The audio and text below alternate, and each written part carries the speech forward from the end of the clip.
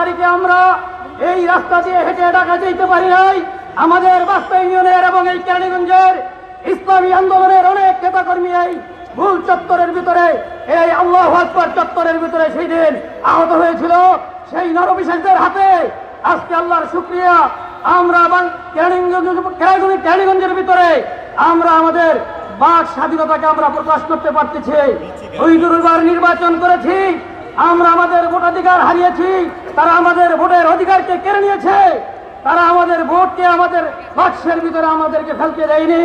কিন্তু আমরা চাই আমাদের আমিরের নেতৃত্বে এই দেশে ভোটাধিকার প্রতিষ্ঠার পরে ইনশাআল্লাহ এই দেশে আবার নির্বাচন হবে, তার আগে কোনো নির্বাচন হতে দেওয়া হবে না ইনশাআল্লাহ।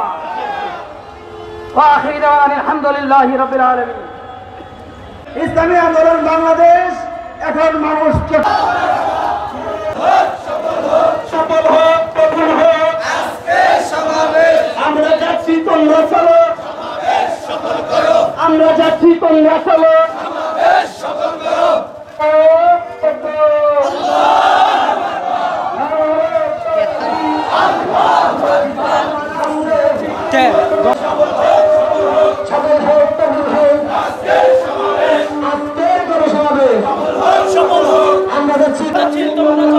আমরা যাচ্ছি, তোমরা চলো। অ্যাকশন অ্যাকশন দুর্নীতিবাজদের বিরুদ্ধে, বহুদলীয় বিরুদ্ধে তোমরা হুজুরের ঘোষণা।